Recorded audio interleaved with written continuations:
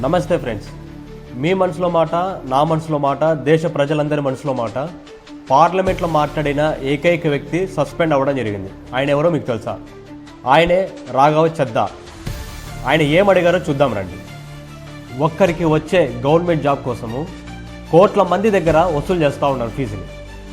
ఆ జాబ్ రాకపోతే ఆ ఫీజుని ఎందుకు రీఫండ్ చేయడం లేదు అని అడిగిన రాఘవ చద్దా.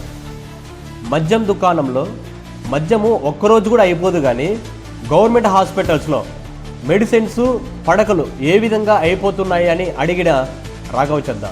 కీప్యాడ్ మొబైల్స్ని ఎస్ఎంఎస్ఎస్ కోసము, కాల్స్ కోసం మాత్రమే వాడతాం, దానికి మొబైల్ డేటా ఎందుకు? అంతేకాకుండా సిమ్ నాది, మొబైల్ నాది, బ్యాలెన్స్ లేకపోతే ఇన్కమింగ్ కాల్స్ కట్ చేసే హక్కు ఎవరిచ్చారో అని అడిగిన రాఘవ చద్దా. 5 కేజీలు బియ్యం తీసుకునే చోట వేలిముద్ర, పెన్షన్ తీసుకునే చోట వేలిముద్ర, రైతు యూరియా కోసం వెళితే అక్కడ వేలిముద్ర, ప్రతి నిత్యావసర వస్తువు దగ్గర వేలిముద్ర తీసుకునే అవసరం వచ్చినప్పుడు పోలింగ్ బూత్లో ఓటు వేసే చోట వేలిముద్ర ఎందుకు లేదు అని అడిగిన రాఘవ చద్దా.